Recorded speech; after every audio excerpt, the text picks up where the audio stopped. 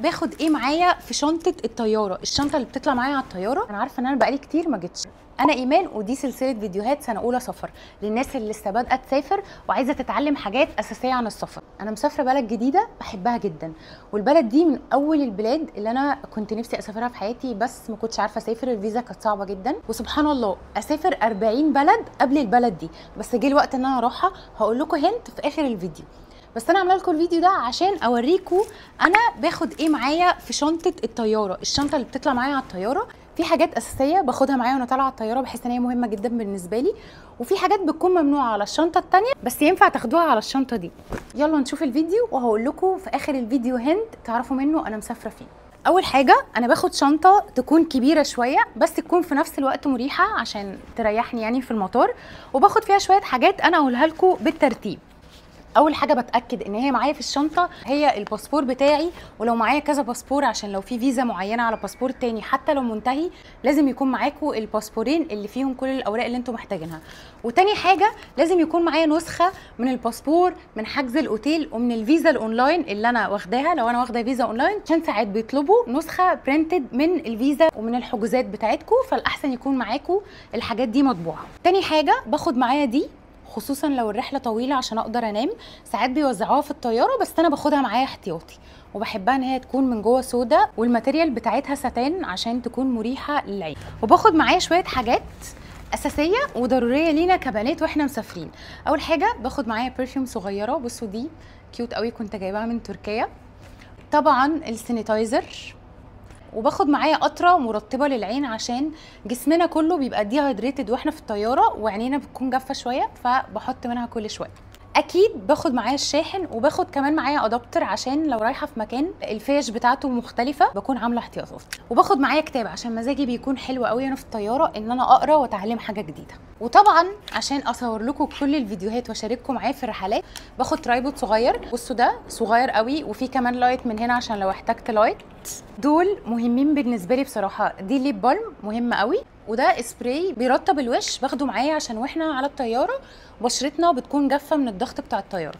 وده طبعا المرطب الهاند كريم. كل الحاجات اللي باخدها معايا على الطياره بتكون حجمها صغير كده. وقلم عشان في مطارات كتير قوي بتحتاج ان احنا نملى اوراق، فلو مش معاكم ده هتقعدوا تلفوا على الناس بقى وتطلبوا من كل واحد قلم، والناس عاده مش بتكون فاضيه تستناكم لحد ما تخلصوا. واكيد باخد معايا نوت بوك عشان زي ما قلت لكم ده اكتر وقت بيكون مزاجي فيه رايق ان انا اكتب التو دو ليست بتاعتي وان انا اخطط انا نفسي اعمل ايه، وخصوصا لو هحضر حاجات للسفريه بعمل نوت بوك لكل سفريه عشان تبقى كل حاجه انا عايزاها في السفريه موجوده في نوت بوك واحده. وطبعا ما بطلعش الطياره او السفريه من غير السماعات بتاعتي عشان تكون دايما معايا على الطياره، او لو انا عندي ترانزيت طويل اقدر استخدم الموبايل واسمع مع نفسي. ومن الحاجات اللي ممنوع تطلعوا بيها على الشنطه الكبيره ومسموح تمسكوها في شنطه الطياره هو الباور بانك. بتاكد طبعا ان انا شحناه كويس جدا ان هو يقعد معايا فتره طويله، وباخده معايا على الطياره عشان موبايلي ما يفصلش خالص، عشان دي حاجه ما ينفعش تحصل لاي مشكله ممكن تحصل لكم، لازم يكون موبايلكم طول الوقت معاكم مشحون. كام تip كده وانتم مسافرين. اولا لازم طبعا تختاروا لبس يكون مريح عشان هتقعدوا فتره في الطياره وهتقعدوا فتره كبيره جدا، والاجراءات بتاعه المطار حتى لو الرحله بتاعتكم ساعتين 3 انتوا هتعملوا حسابكم ان انتوا هتفضلوا قاعدين باللبس ده تقريبا 7-8 ساعات لحد ما تتحركوا من مكانكم للطياره للبلد التانية للاوتيل اللي انتوا هتروحوه. فدايما اختاروا حاجه تكون مريحه، وعاده المطارات بتكون ساقعه فخلوا دايما معاكم جاكيت او يكون اللبس اللي انتوا لابسينه مش خفيف قوي عشان هتسقعوا سواء في الطياره او في المطارات. وما تلبسوش حاجات تكون سهله انها تتكسر عشان انتوا هتقعدوا فتره طويله جدا وهتتحركوا كتير، فلو انتوا لابسين اي حاجه مهندمه ان هي تتكسر او لازم تتكوي بعد تقريبا ما توصلوا المطار على طول هتحسوا ان انتوا شكلكم مبهدل، هتحسوا ان اللبس مبهدل فهتبقوا متضايقين مش عارفين تتحركوا، يبقى لازم اللبس يكون مريح. وتاني حاجه ما تلبسوش حاجه تكون محتاجه تتكوي عشان كده اللبس هيتكسر. اهم حاجه ان انتوا تروحوا المطار قبل الرحله ب3-4 ساعات على الاقل عشان انتوا بجد ما تعرفوش ايه ممكن يحصل.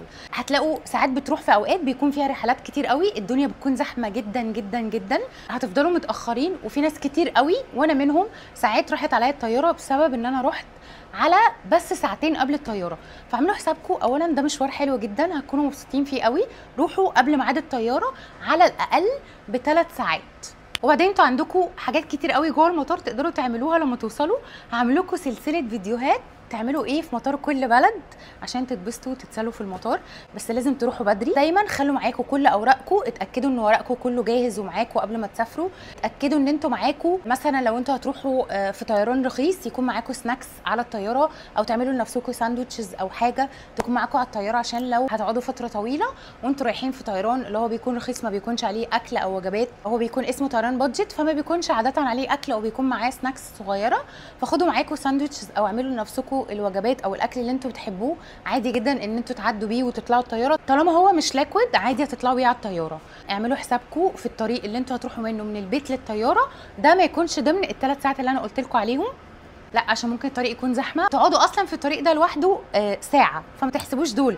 انا بقول لكم تكونوا موجودين في المطار قبل 3 ساعات من الطياره وانتوا جوه المطار. دي حاجات بسيطه بس بجد بتفرق قوي عشان ما تعكننوش على نفسكم او طيارتكم تروح في اول سفريه ليكم مثلا.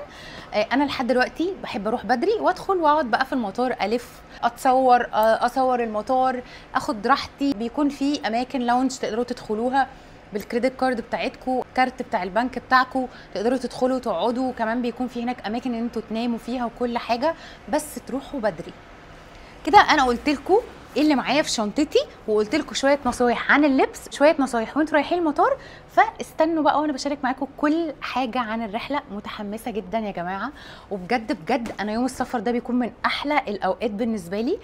تحضير الشنطه وان انا رايحه المطار دي بتكون احلى لحظات. البلد اللي انا مسافراها، اولا البلد دي هي مليانه الوان، بلد اكلها حلو جدا، شعبها حلو جدا، والمدن بتاعتها مختلفه. كل مدينه ليها شكل معين ولون مختلف. اللي يعرف البلد يكتب لي في الكومنتس، واستنوا بقى الفيديوهات الجايه عن البلد. انا متحمسه جدا جدا جدا، هشارك معاكم كل حاجه من اول ازاي اخترت، ازاي عملت الفيزا، ازاي وصلت، وفيديوهات بقى عن كل حاجه في البلد دي. بقول لكم يا جماعه دي اكتر بلد بحبها واول بلد كان نفسي اسافرها في حياتي.